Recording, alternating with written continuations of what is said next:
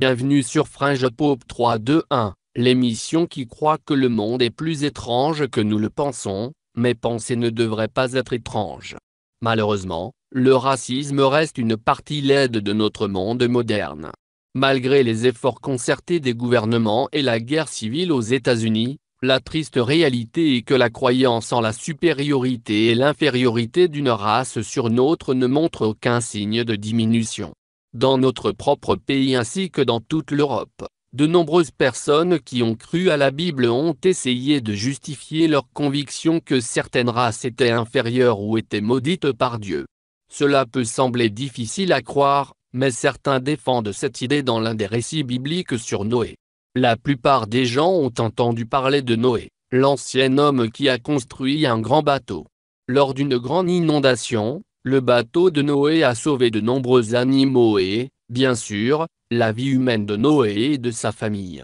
Cependant, de nombreux téléspectateurs ne sont peut-être pas au courant d'une histoire embarrassante et tragique sur Noé, que certains utilisent pour soutenir le racisme, même de nos jours. J'ai moi-même entendu cette histoire utilisée pour promouvoir l'idée que la peau noire est une malédiction de Dieu. L'histoire dont je parle est tirée du chapitre 9 de la Genèse, les versets 23 à 27, dans lesquels Noé, après être sorti de son bateau, se soulège un sortilège sur quelqu'un d'autre à proximité. Cette malédiction sert de point de référence pour cet épisode de Fringe Pop. Même certains prédicateurs du 19e siècle avaient l'habitude de dire que la peau noire était le résultat de cette malédiction. Mais la Bible enseigne-t-elle vraiment cela ? Eh bien, découvrons. Les scientifiques et les érudits savent que le concept de race biologique reste une construction imparfaite et moderne, une idée qui a commencé à prendre forme au XVe siècle, à l'ère de l'exploration. C'est à cette époque et aux siècles qui ont suivi que les Européens ont traversé l'Atlantique et fait le tour du monde. À leur grande surprise, ils ont rencontré des êtres humains comme eux, à l'exception de caractéristiques physiques non européennes, telles que la couleur de la peau. Dans un effort pour réconcilier la découverte de terres inconnues dans la Bible et peuplée d'humains, avec la Bible elle-même, avec le récit de la création par exemple, les Européens ont élaboré plusieurs théories de la race, plaidant pour leur mérite biblique. Les théologiens ont cherché des preuves dans la Bible pour des lignages humains autres que ceux allant d'Adam et Ève. Cela a ensuite permis aux interprètes de la Bible européens blancs d'importer leur notion de race dans la Bible. Au XIXe siècle, la théorie de l'évolution de Darwin a déplacé l'argument au-delà de la théologie en fournissant, au sein de l'humanité, une base biologique d'arguments en faveur de la supériorité et de l'infériorité raciale. Pour certains théologiens, une autre façon de défendre l'idée de race inférieure consistait à faire appel à Genèse, chapitre 9. Dans ce chapitre, le récit concernant Noé inclut l'histoire de la façon dont Cham, l'un des trois fils de Noé, commet une sorte de délit contre son père. Noé maudit alors Canaan, le fils de Cham, et, comme le dit l'interprétation, la malédiction prononcée par Noé a quelque chose à voir avec la peau noire, où tant de gens se sont battus. Jetons un coup d'œil au passage et commençons à décompresser un peu l'idée. Commençons par la Genèse 9, 20 à 22.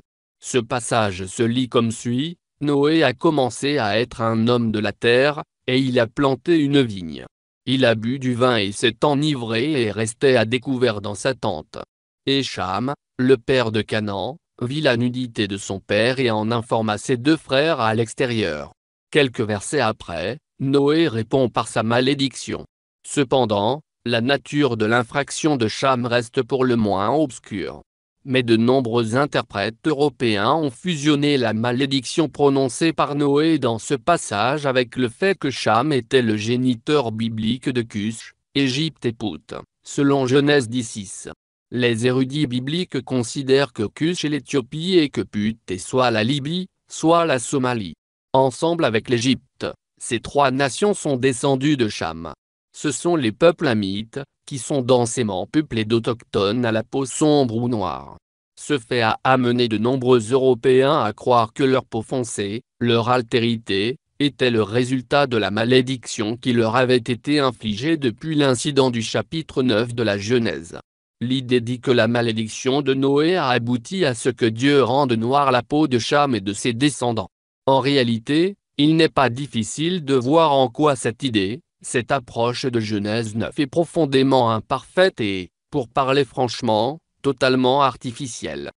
En fait, sa faille est si transparente qu'il est difficile de croire que les Européens, plus tard les Américains du Sud, et les gens encore aujourd'hui pourraient lire la Bible si mal.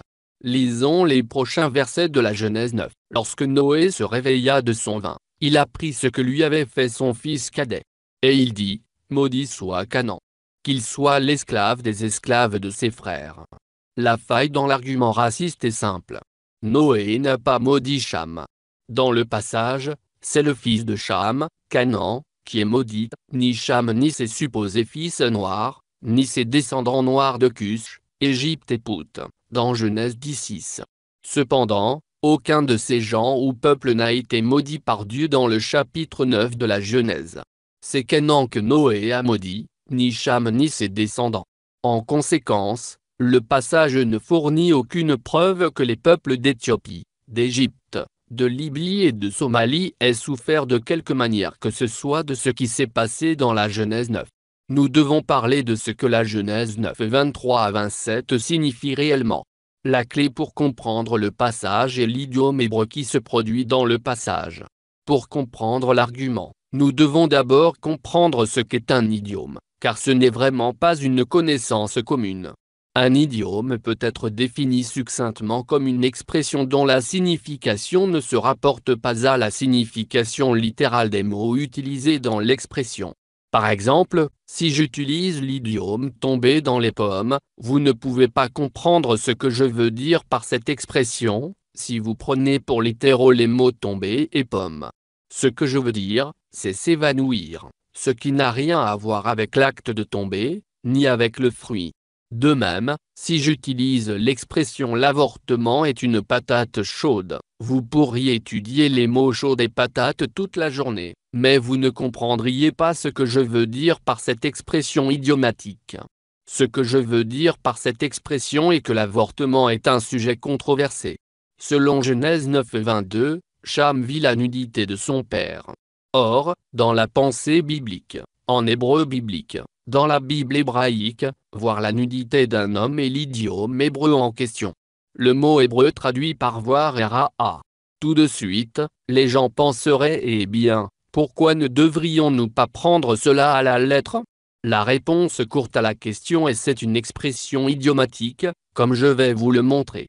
Nous devons regarder d'autres versets bibliques qui soutiennent cette idée.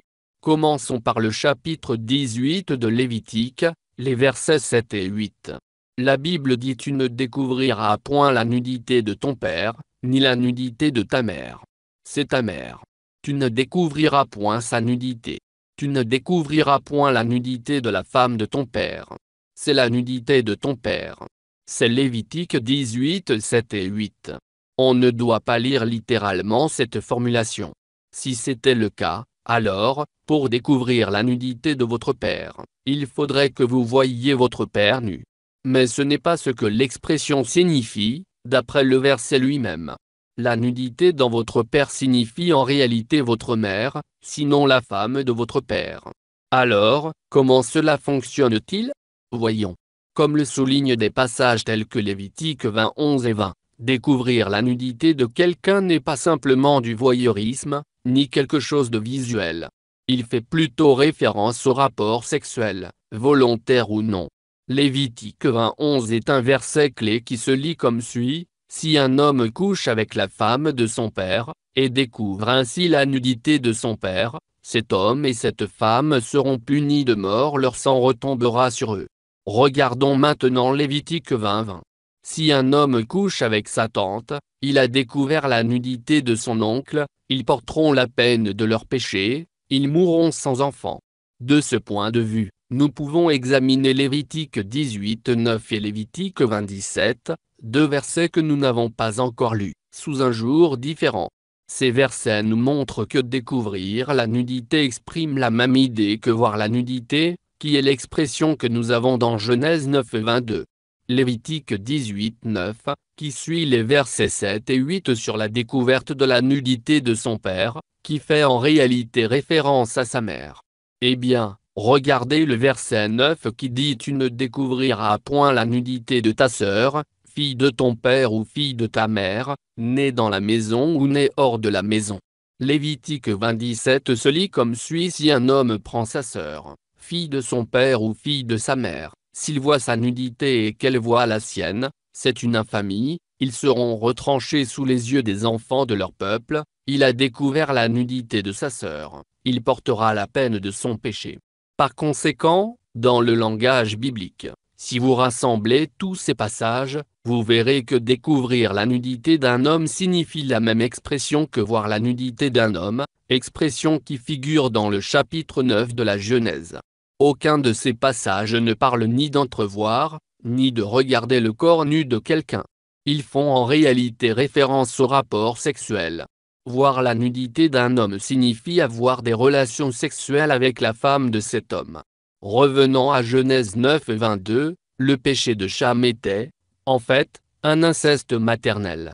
Il a eu des relations sexuelles avec sa mère, sinon la femme de Noé. Il a violé sexuellement la femme de son père. Si le passage décrit bien l'inceste maternel et que l'idiome hébreu utilisé justifierait ce sens, alors en prenant sexuellement la femme du chef du clan, Cham serait considéré comme essayant d'usurper et de déplacer Noé, le chef patriarcal, soit essayant de se faire à travers un fils conçu avec cette femme. La Bible offre d'autres exemples de ce type de démonstration, de domination lors d'une prise de pouvoir. David et Absalom en sont les cas classiques. Eux, ils ont pris tous les deux les épouses et les concubines de la personne à qui ils avaient succédé, ayant pour but de démontrer leur propre domination dans la royauté. Revenant à la Genèse 9, nous nous rappelons que ce n'était pas Cham que Noé avait maudit, mais Canaan.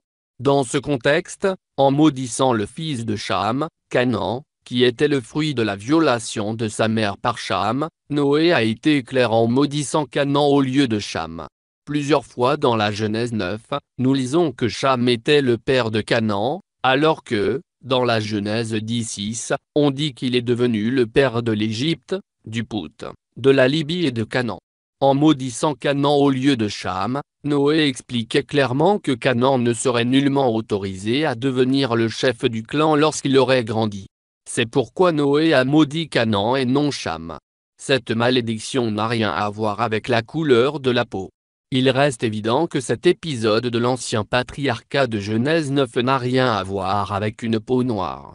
Rappelez-vous que Cham n'est pas celui qui est maudit, donc ses descendants présumés noirs ne le sont pas non plus, car le passage n'a rien à voir avec la couleur de la peau. Il est donc tout à fait hors de propos d'utiliser ce passage pour justifier le racisme, comme s'il avait un mandat biblique ou une base biblique. Merci d'avoir regardé Fringe Pop 321, veuillez visiter notre site web compagnon. La page web de cet épisode en particulier contient un lien vers un épisode de podcast complet que j'ai réalisé sur ce sujet. Donc, si tu veux plus de détails, alors veuille écouter ce podcast. Veuille aussi revenir visionner d'autres épisodes, car ce que tu sais peut ne pas être vrai.